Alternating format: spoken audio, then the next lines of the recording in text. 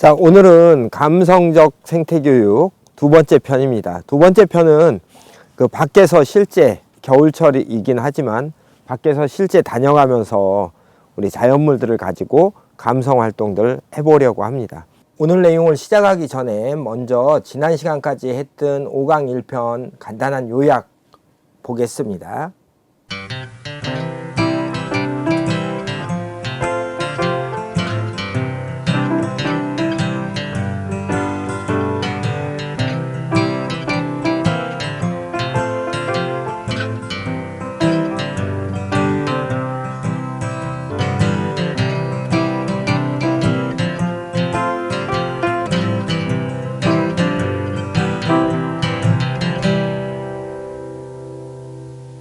흔히 감성이라고 하면 우리가 마음으로 느끼는 감정상의 그 느낌들이 강한 것을 감성적이다 라고 생각하시는데, 실제 우리가 생태교육에서 얘기하는 감성적 생태교육은 그런 의미가 아닙니다.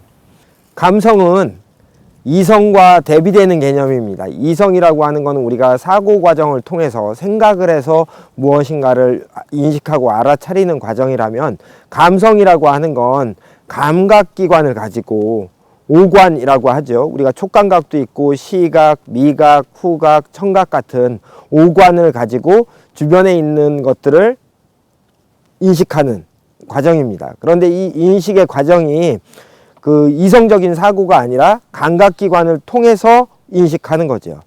그리고 그 인식의 과정은 내가 감각기관을 가지고 만지거나 소리 듣거나 눈으로 보거나 하는 과정 다음에 머릿속에서 지각이라는 과정이 함께 일어납니다. 머리에서 지각은 내가 무언가를 만졌더니 매끄럽다 하고 머리가 인식하는 거죠. 그게 머릿속에 그림으로 그려집니다. 예를 들어서 우리가 여기에 있는 억새라고 하는데요. 억새 이삭을 손으로 만지면 까슬까슬합니다. 이때 이거를 만져서 감각기가 얘를 느끼는 걸 감각, 이거를 머릿속에서 까슬까슬하다라고 느끼는 걸 지각이라고 합니다. 그 다음에 그게 머릿속에 어떠한 이미지로 형상화되는 표상이라고 하는 과정까지를 통틀어서 감성이라고 합니다. 감각으로 느끼고 지각해서 인식하고 그걸 머릿속에 이미지로 그려내는 작업까지를 우리가 감성이라고 하죠. 즉 감성적 생태교육이란 우리 주변에 있는 수없이 많은 것들을 감각을 통해서 인식해서 내 머리가 이해하는 그런 정신적인 작용이라고 할 수 있습니다. 여기서 한 가지 생각할 게 있죠. 감성은 내가 감각으로 느끼고 지각하고 표상하는 내가 행하는 것이 있고, 그것의 대상이 되는 자극이 있습니다. 그래서 이 자극들도 그 감성의 한 중요한 파트너가 되겠죠. 우리 주변에 있는 수없이 많은 자연, 숲에서 들에서 만날 수 있는 자연물들을 감성의 대상으로 보고 그것들을 우리가 자극 요소라고 할 수 있습니다. 우리 주변에 보이는 모든 것들이죠.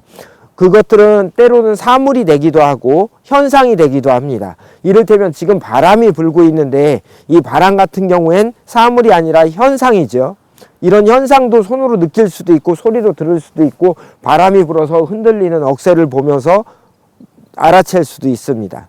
그리고 이런 사물도 느낄 수 있는 거죠. 이 모든 것들을 자극 요소, 즉 내가 만나야 될 대상으로 보고 내가 갖는 감각, 지각, 표상이라고 하는 감성적 활동, 이 과정을 통해서 자연을 만나는 첫 번째 단계가 감성적 생태교육입니다.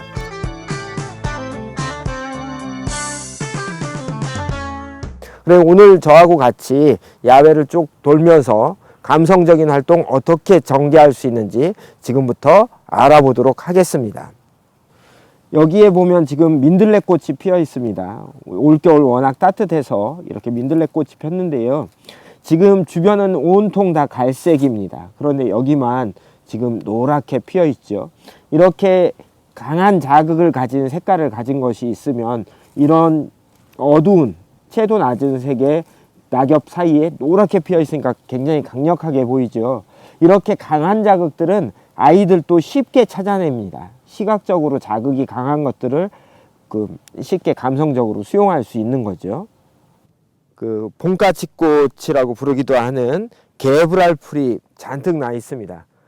그냥 개불알풀이에요. 우리 큰 개불알풀 말고 지금 여기 작은 꽃들이 피어 있습니다. 그런데 이 꽃 같은 경우엔 지금 잎이 붉기도 하지만 꽃이 너무 작아서, 굉장히 작잖아요. 이 꽃이 너무 작아서 지금 꽃이 잘 보이지 않습니다. 이런 것들을 자극이 약하다라고 하죠. 이 약한 자극과 아까 봤던 민들레에 강한 자극이 있다고 했을 때, 민들레는 크니까 강한 자극을 갖고 있으니까 우리가 쉽게 그걸 감각으로 받아들일 수 있잖아요. 그런데 지금 이거 같은 경우에 꽃이 폈는지 안 폈는지 그냥 지나가면서 봐선 보이지 않습니다. 그런데 다른 잎들, 초록색 잎, 안쪽은 초록색 잎이 있죠. 이 초록색 잎에 비해서 붉은 잎들이 많이 있으니까 또 한번 보게 됩니다. 선생님이 생태적 지식을 갖고 있으면, 아, 얘들은 겉에 햇빛이나 이런 작동 때문에 붉은 기운을 가져 겨울 동안, 그런데 안을 보면 초록색이 숨겨져 있어 같은 것들을 알면 아이들한테 감각적으로 붉은색 안에 숨겨져 있는 초록색을 소개할 수 있겠죠. 예, 교사가 알아야 되는 건 이거에 대한 이름이기보다 이런 생태적인 사실들을 알면 아이들한테 붉은색에 숨겨진 초록 찾기 놀이도 할 수 있는 겁니다. 이렇게 초록색이 안에 숨겨져 있어요. 이거에 대한 사전 정보가 있어야만 알 수 있죠. 여기를 살짝 보겠습니다. 가면 겨울철 버섯이 이렇게 자라고 있어요. 자, 주름살이 보이는 버섯도 겨울에 자라고 있습니다. 그냥 지나치면 지나갔을 것을 이 공간에 대한 이해와 이 자연물에 대한 이해가 있으니까 이것들을 볼 수 있는 겁니다. 이렇게 우리 주변에 있는 자연을 인식하고 바라보고 만나보고 그것들에 대해서 알 수 있는 능력, 처음 이거를 시각 감각적으로 받아들일 수 있는 능력을 우리가 감성적 훈련을 통해서 키울 수 있는 겁니다.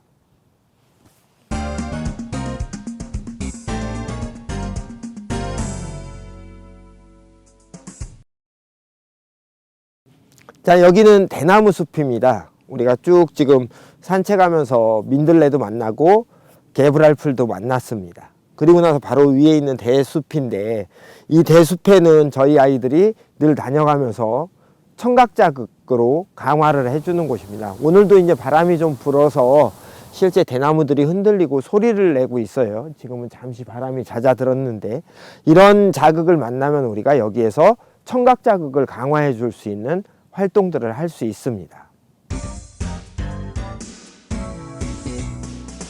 대나무 같은 것들이 있을 때 그냥 지나가는 게 아니라 만져보도록 하는 게 중요합니다. 촉감으로 만져보죠. 촉감으로 만지면서 눈은 딴 데 보고 있을 게 아니니까 눈으로 바라보기도 하고 손으로 만져보기도 할 겁니다. 이 과정을 통해서 감각 통합이라는 게 일어나요. 시각적인 것과 촉각이 하나로 들어와서 내 머릿속에서 대나무라고 하는 걸 표상하는 그런 결과가 됩니다. 그래서 꼭 이런 것들이 있으면 만져보게 하는 게 좋고요. 선생님들이 산책을 하다 보면 방금 전 보셨던 것처럼 대나무가 서로 바람에 부딪혀서 소리를 내잖아요. 그러면 그 자극을 좀 더 강화해 줄 수 있으면 그게 놀이가 되기도 합니다. 자, 제가 한번 흔들어 볼게요.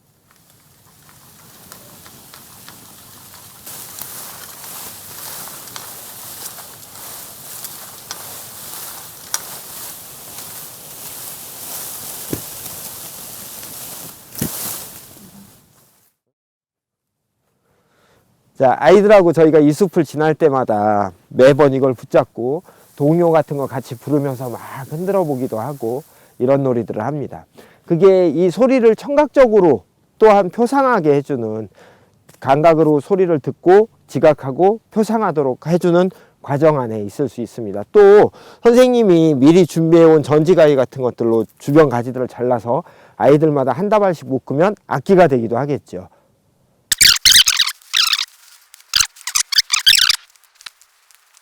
자, 지금 주변에 있는 칡덩굴을 가지고 얻은 대나무 줄기로 이렇게 묶었습니다.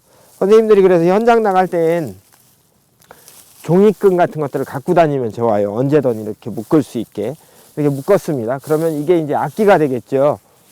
흔들면서 음률놀이 같은 거 할 수 있습니다. 자, 치기도 하고요. 자, 이런 식으로 우리가 이 자극 요소를 만나면 그것들을 활용해서 이렇게 강화하는 활동을 할 수 있습니다.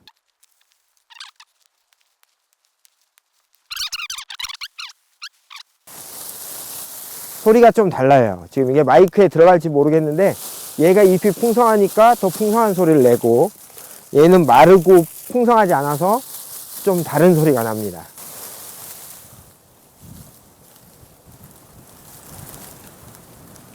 지금 이렇게 손으로 들고 있으면 어떤 일이 생기나 하면 바람이 휙 부니까 이것들이 손에서 뒤로 이렇게 느껴지는 바람을 느낄 수 있는 시간이 되기도 합니다.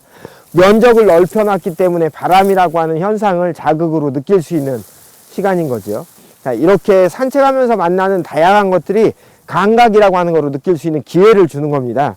저희가 많이 하는 활동 중에 하나가 이렇게 바람 부는 날이면 나뭇잎을 손에 들고 바람을 느끼다가 가장 센 바람이 불 때 나뭇잎을 날려보내는 그런 활동들을 합니다.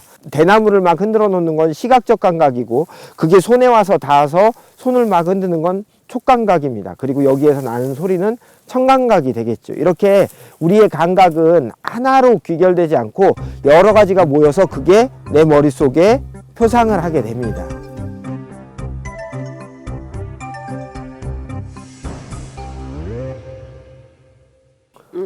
우리 로제트에 대해서 공부했었죠.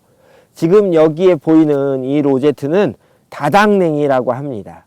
이 다닥냉이 로제트는 정말 예쁘죠. 이 냉이 중에 다닥냉이라고 해서 이건 6월, 7월이 되면 하얀 꽃이 한데 뭉쳐펴서 굉장히 멋진 열매를 맺는 풀입니다. 냉이하고 같은 종류인데 이 냉이보다 훨씬 더 매콤해요. 이 다닥냉이는. 그래서 냉이 이걸 냄새를 맡아보면 우리 어려서 먹던 배추 뿌리 같은 매운맛이 납니다. 하여간 얘는 더 매워요. 냉이보다. 냉이는 이 매운맛이 없는데 얘 매운맛이 납니다. 향도 맛도 그렇습니다. 아이들한테 현장에서 우리가 청감각, 시감각, 촉감각에 대해서는 우리가 지금 여러 번 만났는데 이런 냄새를 맡게 해주는 걸로도 우리가 감각적 활동을 할 수 있습니다. 그래서 이거하고 선생님들이 다닥냉이의 특징은 잎 끝에가 더 넓고 원으로 사방으로 더 펼쳐나는 모양이 더 확실하게 이렇게 퍼져나는 편입니다. 그리고 잎 끝이 마치 타원꼴의 밑에 쪽은 작은 잎들이 이렇게 갈라지는 깃골 모양의 잎을 갖게 되지요. 일반 냉이하고 한번 비교를 해보고 더 한번 후각으로 냄새를 맡아보도록 하겠습니다. 제가 냉이 3종을 뜯어왔습니다. 자, 여기 지금 여기 풍성하게 나 있는 거, 요거는 우리가 황새냉이라고 부르는 냉이고요. 지금 요거는 우리가 흔히 먹는 냉이입니다. 뿌리가 이렇게 깊게 나와 있죠.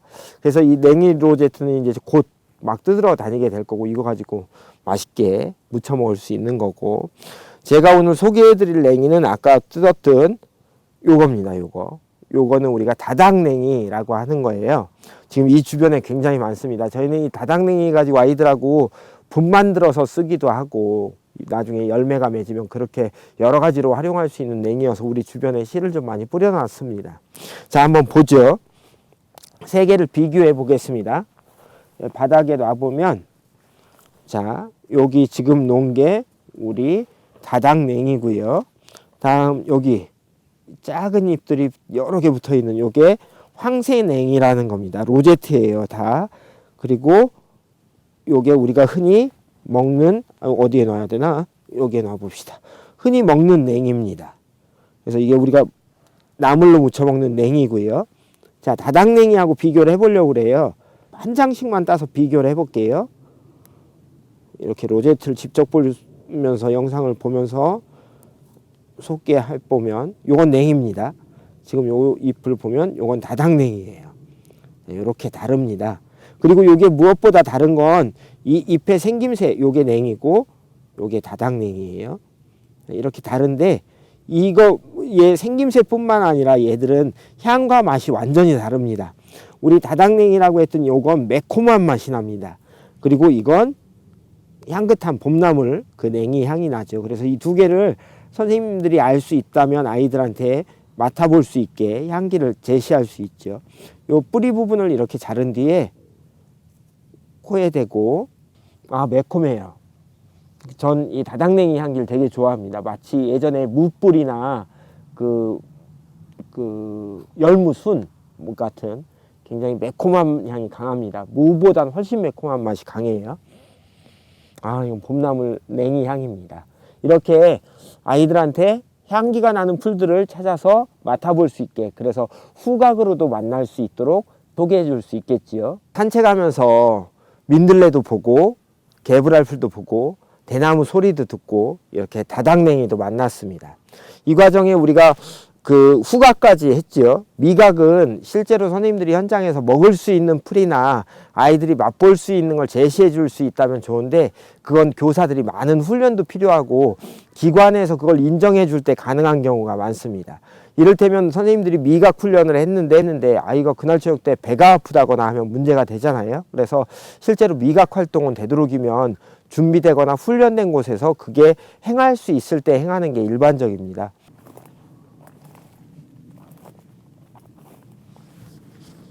현장에서 선생님은 실제로 감각 자체를 찾아내는 것도 매우 중요합니다. 이를테면 지금 이 길을 밟고 투벅투벅 가는 데에 소리가 납니다.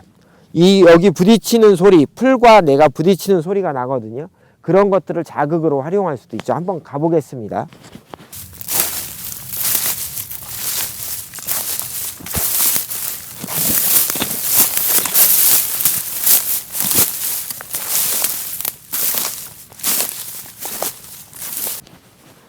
우리가 촉감각이라고 하면 흔히 손으로 뭘 만지거나 피부로 무언가를 느끼는 것들만 생각하는데, 발로 신발을 통해서 느껴지는 땅의 질감, 그 다음에 우리가 풀마다 느껴지는 질감이 다른 것도 촉감각이라고 할 수 있습니다. 즉 여기에서 중요한 건 교사가 이걸 어떤 감각으로 이해해서 아이들한테 그걸 느껴보도록 해줄 것인가 하는 겁니다. 이걸 만져볼까?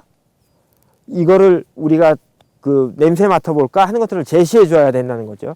이런 길이 있으면 어떤 풀을 밟느냐에 따라서 소리가 달라지고 청각 자극이 달라진 거죠. 발로 느껴지는 질감도 달라집니다. 이것처럼 우리가 현장에 나가서 자연 감각을 만난다고 하는 건 다양한 것들을 그 감각으로 만날 수 있게 교사가 열어주는 작업이 필요해요. 아주 간단하잖아요. 예를 들어서 이렇게 이동해야 되는 코스가 있을 때 여기를 아이들이 지나가야 되는 코스로 보면 노동입니다. 그냥 이렇게 가야 되는 걸로 이동해야 되는 목적으로 간다면 그거는 노동일 텐데, 이 바닥을 느껴야 되는 감각의 소재로 생각하면 감각 훈련이 되죠. 이렇게 선생님들이 선생님들이 이 자극을 미리 파악하면 아이들한테 이렇게 얘기할 수 있는 겁니다. 얘들아, 여기를 지나가는데 발밑에 느껴지는 느낌을 중심으로 한번 지나가 볼 거야. 우리 발끝에 모두 신경을 모으고 여기를 지나가 보고서 어떤 느낌이었는지 이야기해보자 하고 여기를 한 명씩 지나가게 하는 거죠. 그러면 그냥 걸어가는 과정이었는데도 아이들한테는 정말 좋은 감성 교육이 됩니다. 발끝에 느껴진 흙의 봄흙의 푹신함, 여름흙의 질퍽거림, 이런 것들을 아이들이 감각으로 느낄 수 있는 아주 좋은 수업이 될 수 있죠. 선생님의 관점만 바꾸면 됩니다. 우리가 시각과 함께 또 하나 많이 사용하는 감각이 촉감각, 만져보면서 느끼는 감각들이겠죠. 촉감각으로 자연물들 만나는 것도 선생님들이 두려워하시지 마시고 많이 제시해 주는 게 좋습니다. 이를테면 나무는 껍질이 나무마다 다 다르니까 그걸 만져보면서 촉감각을 키울 수 있겠죠. 지금 여기에 이끼가 자라고 있으면 이거 굉장히 놀라운 경험이거든요. 실제로 해보면 굉장히 거칠거칠합니다. 나무 막 따끔따끔도 하고요. 그런데 여기로 가는 순간 정말 놀랍게 부드럽습니다. 자, 소나무 사이에 끼어있는 이끼가 있거든. 이렇게 만지다가 여길 만지면 너무 다른 느낌, 두 개의 이질적인 느낌이 통합돼서 거칠다 부드럽다, 거칠다 부드럽다, 굉장히 새로운 느낌 경험을 할 수 있습니다. 아이들 이거 만지라고 하면요 매우 재밌어 합니다. 왜냐하면 거친 질감과 부드러운 질감을 다 느껴볼 수 있거든요. 소나무 사이에 이렇게 이끼 끼는 곳들이 생각보다 많이 있습니다. 그러면 소나무나 나무 틈에 끼어져 있는 이런 부드러운 이끼들이 있거든. 같이 이렇게 만져보게 하세요. 특히 겨울철엔 이 이끼들이 말라 있어서 수분이 부족한 상태여서 바짝 말라서 융털처럼 부드럽습니다.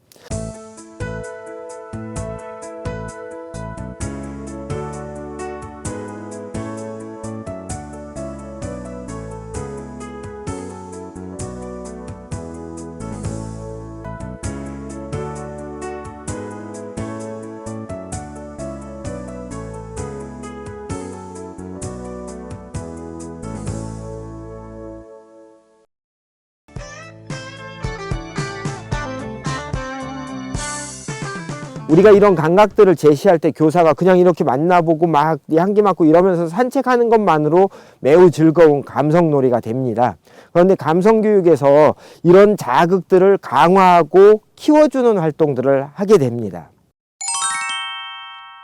그래서 시각이 가장 쉽게 사용할 수 있는 감각기관이기도 합니다. 그래서 이렇게 보여주겠죠. 이게 다닥냉이라고 해. 그리고 로제트여서 잎이 사방으로 났지. 이렇게 얘기해 줄 수 있는데 이때 아주 간단한 도구 하나만 써도 얘가 자극이 훨씬 커집니다. 아이들한테 이렇게 보여주는 것보다 지금 준비한 이런 흰 종이처럼 흰 종이가 있다면 흰 종이 위에 올려서 보면 아주 다른 결과가 보이게 됩니다. 우리 한번 아까 뜯었던 냉이류들 놓고 한번 보도록 하지요. 자, 이게 다닥냉이입니다. 다닥냉이를 놓고요. 다음 이거는 황새냉이라는 풀입니다. 흰 배경 위에 놓고요. 자, 이거는 그냥 냉입니다. 흰 배경 위에 놨어요. 오늘 그림자 때문에 조금 덜 보이긴 하는데 보면 아까 그냥 맨바닥에 놨을 때하고 비교해 보도록 하죠. 빼보겠습니다. 자, 이렇게 놓고 얘들아 이게 다닥냉이고 황새냉이고 이게 냉이야 라고 해주면 이 배경에 있는 자극들이 훨씬 강하기 때문에 이 위에 올려놓은 것들이 잘 안 보이잖아요. 이 아이들도 마찬가지 눈으로 볼 때도 똑같습니다. 그래서 이때 배경을 없애주는 도구, 즉 자극을 강화해 주기 위해서 배경을 흰색으로 만들어 줄 수 있는 도구를 선생님이 갖고 다니다가 이렇게 보여주면 훨씬 더 그것에 대한 그 자극이 커져서 감각으로 수용하기에 더 좋아집니다. 여기에 낙엽을 이렇게 놓으면 이렇게 나뭇잎입니다. 그런데 예를 들어서 한번 종이로 옮겨 볼게요. 자, 그랬더니 훨씬 더 도드라져 보이죠. 이런 것들을 배경 제거 효과라고 하는데 이 배경 제거라고 하는 과정을 통해서 결국엔 우리가 관찰하고자 하는 대상이 훨씬 도드라져 보이게 되는 그런 겁니다. 배경이 없어지니까 우리가 보려고 하는 자극만 강화되죠. 이게 여기에 이렇게 떨어져 있을 때 보여지는 인맥하고 흰 종이 위로 왔을 때 보여지는 인맥의 모습이 달라집니다. 이것처럼 선생님들이 가방에 흰 종이를 넣어 갖고 다니다가 아이들한테 제시할 자연물이 있으면 그 자연물을 그 배경 위에 올려놓는 것만으로도 훨씬 더 잘 보여줄 수 있다. 즉 주변 자극을 제거하고 우리가 제시하려고 하는 중심 자극만 강화해 준다. 이런 것들을 자극 강화 활동이라고 하고 선생님들이 이런 준비를 하면 좋습니다. 자극 강화 도구 중에 또 하나 더 소개를 하자면 이건 검은색 액자입니다. 이걸 이렇게 흰 종이 위에 놓는 것만으로도 많이 강화가 되지만 액자를 넣으면 더 강화됩니다. 그래서 선생님들이 교사가 야외 산책 활동이나 이런 걸 할 때는 액자와 종이를 갖고 다니시면 우리가 아이들한테 제시하려고 하는 자연물을 그 액자에 넣어서 강화해 줄 수 있어요. 자, 아까 다닥냉이 한번 넣어 볼게요. 그러면 이 활동은 감각 훈련이기도 하지만 미술적 활동이 되기도 합니다. 미술도 마찬가지 자연에 있는 아름다움을 보는 활동 매우 중요하게 여기거든요. 액자에 넣는 순간 단순히 자연물이 아니라 작품처럼 보이게 되는 결과로 확장되기도 하기 때문입니다.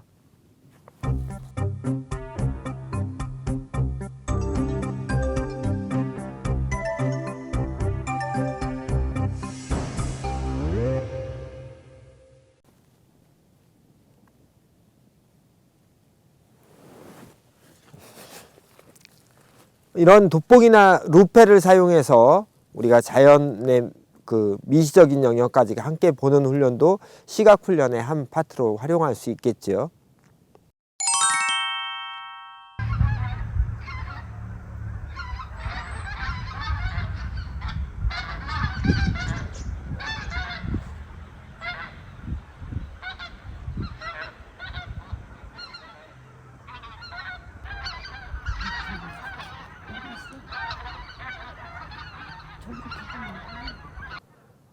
다닥냉이를 막 찍고 있는 중간에 지금 기러기들이 남쪽에서 굉장히 많이 날아왔습니다.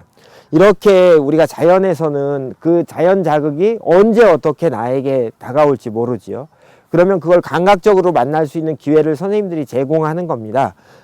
방금 막 기러기들이 하늘을 막 날아다녔는데요.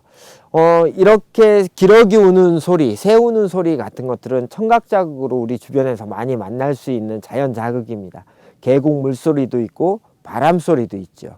이런 소리들을 강화해 줄 때 자극을 키워주는 작업들을 할 때 사용되는 게 있습니다. 바로 이 마이크하고 헤드셋이죠. 마이크는 우리가 보편적으로 쓰는 우리 그 강의 녹음하고 하는 그런 마이크여도 되고요. 강화해 줄 수 있는 마이크가 있으면 됩니다. 다음, 얘는 자극을 키워주는 도구입니다. 아까 우리가 그 시각 자극을 했을 때 액자는 그 액자 안의 자극을 키워주는 도구고, 뒤 배경 흰색 종이는 자극을 죽여주는 도구거든요. 여기서도 마찬가지, 이 마이크는 소리를 키워주는 교구고, 이 헤드셋은 소리를 죽여주는 교구입니다. 즉, 그 소리 외에 다른 소리가 안 들리게 해주는 교구로 사용되는 거죠. 그래서 현장에서는 선생님들이 굳이 좋은 마이크를 쓰지 않더라도 헤드셋과 마이크를 가지고 소리 강화 프로그램을 할 수 있습니다. 이렇게 꽂으면 주변의 소리들이 안 들리게 되죠. 마이크는 큰 소리로 잡아줄 겁니다. 새 소리나 계곡물 소리가 들리는 곳에 마이크를 지향하고, 예, 소리를 찾아보면 새 소리가 들려요. 예, 저쪽에서 가장 크게 들리는 것 같아요. 특히 새들은 봄철에 많이 우짖습니다. 봄에 번식기이기 때문에 봄 3, 4, 5월에 굉장히 많이 새들이 지저귀거든요. 새들은 두 가지 소리를 내는데, 그 중에 하나는 송이라고 해서 짝을 찾는 소리고, 하나는 콜이라고 해서 천적이나 이런 것들이 나타났을 때 방어하는 소리를 냅니다. 그 중에 송은, 짝을 찾는 송이라고 하는 소리는 굉장히 아름다운 소리예요. 그래서 아이들한테 새 소리를 듣게 해주거나 할 때 이 마이크와 헤드셋을 쓰면 되고요. 저희가 계곡물에서도 이 마이크와 헤드셋을 가지고 계곡 수업을 많이 합니다. 이 마이크를 계곡물 나는 곳에 대고 헤드셋을 꽂으면 그 땅 모양이 어떠냐에 따라서, 계곡의 형태가 어떠냐, 바위가 있느냐, 모래땅이냐, 혹은 바위 낙차가 두 개로 이어지느냐, 하나에 떨어지느냐에 따라서 물소리조차도 아주 다르게 들립니다.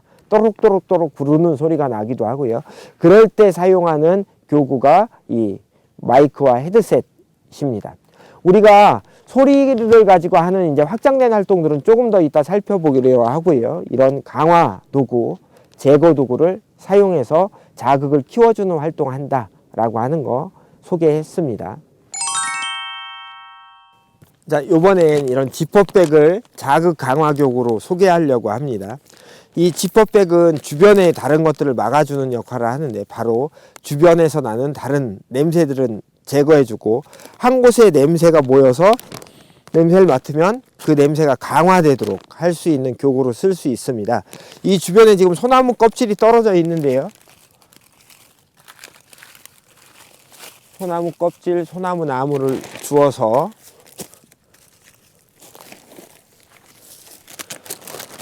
넣었습니다. 그럼 여기 냄새를 맡으면 어떻게 될까요? 그냥 우리가 이렇게 맡을 때보다 지퍼백에 담아서 소나무 향기가 엄청납니다. 냄새 많이 나요. 단 사전에 지퍼백에 본래 갖고 있는 지퍼백에 그 비닐 냄새가 있거든요. 그런 것들을 날려보낼 수 있게 열어서 냄새가 날아가게 준비해 주시고, 소나무 향기가 굉장히 진합니다. 이렇게 그 해당하는 냄새를 맡을 수 있는 후각 훈련용, 자극을 강화해 주는 용도로 쓸 수 있습니다. 우리 숲 토양에는 방성균이라고 해서 스트랩토균이 굉장히 많이 있거든요. 숲 흙에 이제 이 소나무를 쏟고 제가 흙을 퍼서 담아 보도록 하겠습니다. 방성균이라는 균이 많아서 숲 흙이 갖고 있는 그 아주 좋은 냄새가 있습니다. 그래서 흙 냄새를 많이 맡으면 건강에도 좋아진다고 하거든요. 이 안에 균들이 있어서 좋은 균들이 있습니다. 자, 한번 담아보고, 자, 그럼 냄새가 여기로 모이겠죠. 이 봉지 안에 모일 겁니다. 그래서 이걸 가지고 또 냄새를 좋습니다. 예, 이렇게 흙냄새 같은 것도 이렇게 맡아볼 수 있습니다. 예, 선생님들이 이렇게 그 자극을, 외부 자극은 차단해주고 그 자극은 강화해줄 수 있는 도구들을 우리가 자극 강화 도구라고 부릅니다. 후각은 이렇게 해볼 수 있습니다. 자, 숲바닥에 떨어져 있는 이런 것들을 자연 낙지라고 하거든요. 자기 스스로 나무가지를 떨어뜨릴 수밖에 없습니다. 바람이 불어서 끊어지기도 하고 떨어지죠. 소나무는 특히 향이 강한 편이라 이 소나무 같은 걸 만났을 땐 냄새가 이 껍질에서 나지 않거든요. 이렇게 맡아도 안 난다는 거예요. 그런데 자르면 더 납니다. 이런 경우 이걸 잘게 잘라서 나중에 이제 여름이 되면 풀들도 마찬가지예요. 해당 풀이 있으면 해당 풀을 잘게 끊거나 가위로 자르거나 으깨면 더 향기가 강해지겠죠. 표면적을 넓히는 표면적 원리를 이용해서 표면적을 넓게 이렇게 만들어 주는 겁니다. 이렇게 만들었으면 지금 자극이 모이겠죠. 이렇게 맡았을 때 향기가 강해진다는 거예요. 소나무 향기라고 하는 걸 아이들이 머릿속에 이미지로 표상하게 되죠.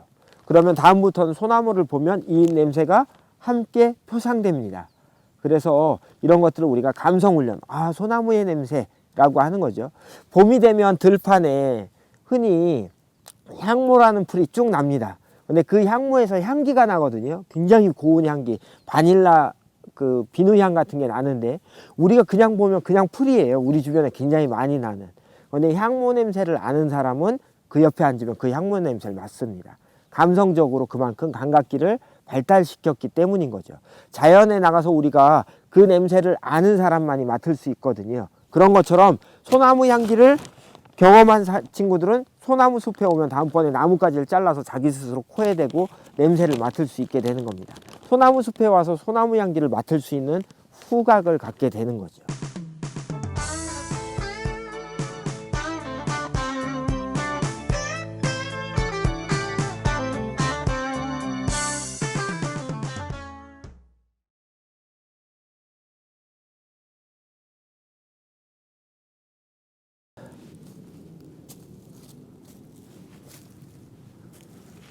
자, 이제 저희 회사 뒷산에 왔습니다. 저희가 매일 올라와서 활동하고 아이들하고 같이 활동하고 선생님들 연구 활동하러도 많이 오는 숲인데요. 숲에 보면 소나무들이 지금 멋지게 나무가 나 있습니다. 자, 이런 공간에서 우리가 시각놀이 할 수 있는 거 한 가지 소개할게요. 굉장히 오래된 프로그램이고 많이 하는 프로그램입니다. 아이들도 매우 재밌어하는. 바로 이 거울교구를 활용하는 겁니다. 인간은 시각의 감각이 많이 발달해 있어서 시각각으로 정보를 가장 먼저 받아들입니다. 그리고 그것들을 다른 감각과 결합해서 그것에 대한 바른 정보를 수용하게 되죠. 그런데 시각이 그만큼 외계 정보를 받아들이는데 발달되어 있기 때문에 어떤 문제가 생기나 하면 시각 하나로 고정되는 경우들이 많습니다. 그래서 그 시각을 변형해 보기도 하고 혹은 시각 감각을 줄여보기도 하는 것을 통해서 감성 훈련을 많이 하거든요. 지금 여기 보이는 이 그 거울은 그래서 굉장히 좋은 시각각 훈련 교구가 될 수 있습니다. 세상을 다른 관점에서 보는 거죠. 아이들도 매우 유쾌하게 즐기는 프로그램이고 이거는 저희가 팔진 않는데 다른 샵에 가면 에코샵에 가면 이것들을 구입하실 수 있으니까 참고하시고요.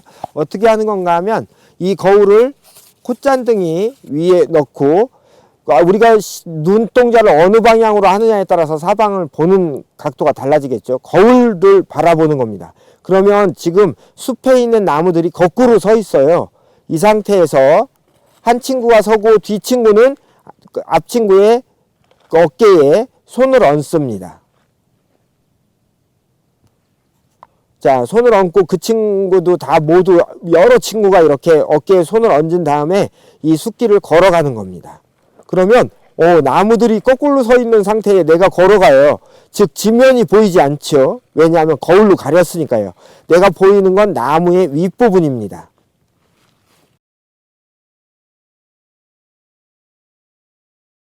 자, 제가 지금 소나무 숲을 걸어가고 있습니다. 지금 이렇게 나무들이 보여요. 이 차이구나.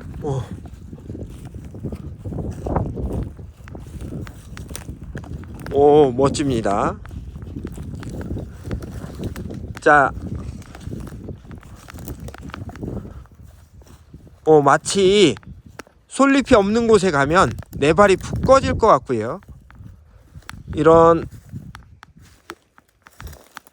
훈련들을 할 수 있습니다. 이때 교사는 맨 앞에 친구의 한 손을 잡고 천천히 인도해 줍니다. 선생님을 믿고 따라오는 거고 뒤 친구는 앞 친구를 믿어주는 거죠.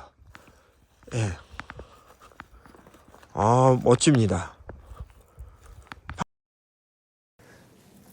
이건 자리공이라고 하는 풀입니다. 풀인데 굉장히 크지요. 이 미국 자리공이라고 부르는데 얘를 한번 잘라 보겠습니다. 얘는 풀이어서 줄기가 나무가 아닙니다. 풀이에요. 오, 요 안에 골속이 깊게 들어 있습니다. 근데 골속이 다 빠지니까 이렇게 큰 구멍이 만들어지죠. 예. 이런 구멍 재료들, 구멍이 뻥 뚫린 것, 자연 재료들을 구하면 안에 이렇게 파이프처럼 끼우고 보면 망원경을 보는 것처럼 어떤 특정 사물 하나가 보이게 됩니다. 가짜 망원경 놀이라고 하거든요. 크게 보이진 않는데 시각적으로 한쪽만 보이게 됩니다.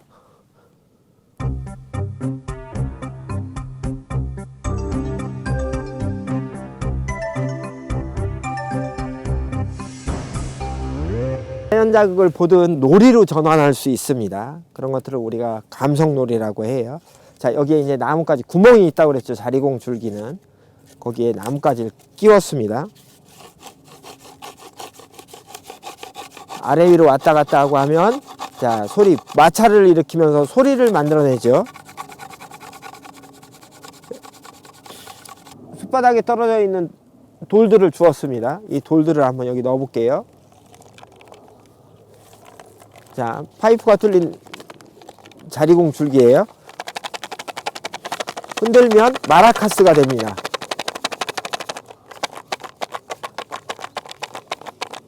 자, 이거는 풍선덩굴이라고 하는 식물의 씨입니다. 하트 얼굴이 있는.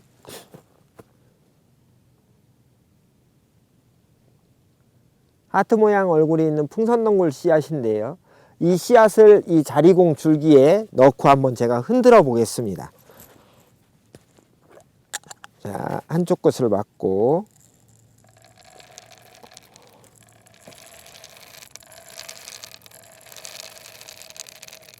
자, 모두 넣습니다. 예. 자,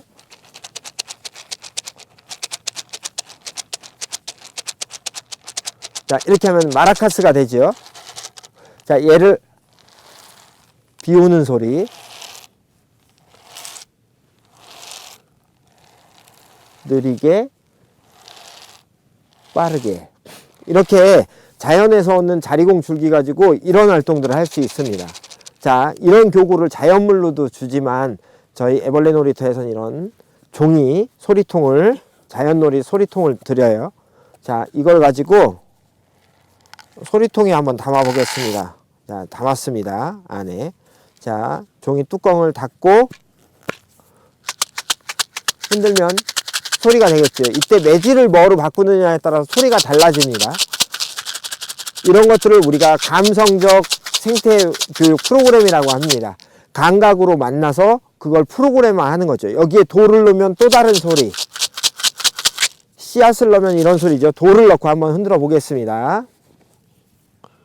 주워서 넣어 보겠습니다. 요만큼 넣어 볼까요? 자, 담았습니다. 요거 지금 여기 보이는 이거는 풍선덩굴 씨앗이 들어가 있고요. 이건 돌이 들어가 있습니다. 자, 오른쪽 돌 풍선덩굴 씨앗. 흔들면 굵은 소리, 흔들면 가는 소리죠. 한번 제가 연주를 해보겠습니다. 쿵작작 쿵작작 쿵작작 쿵작작. 이렇게 다른 소리를 우리가 만들어서 들어본다면, 즉 자연에 있는 소리를 받아들이기도 하지만 이렇게 소리를 만들 수도 있습니다. 청각을 만들 수도 있고요, 후각을 만들 수도 있고, 그 시각 자극을 만들어낼 수도 있습니다. 이렇게 자극들을 만들어서 표현해보는 활동으로, 프로그램으로 확장할 수도 있습니다. 자연에 있는 정보를 받아들이기도 하지만 내가 자극을 만들어낼 수도 있다는 거죠.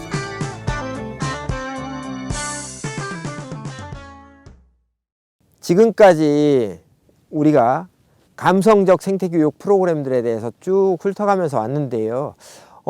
감성적 생태교육 활동을 아주 간단하게 정리하면, 우리 주변에 있는 수없이 많은 자극 요소로서의 우리 주변의 생물, 무생물과 그것들이 일으키는 그 사물들과 그것들이 일으키는 현상을 감각으로 만나게 해주고 그 감각으로 그냥 만나는 과정이 아이들한테 머릿속에 표상될 수 있도록 해주는 과정을 감성적 생태교육이라고 하는 겁니다.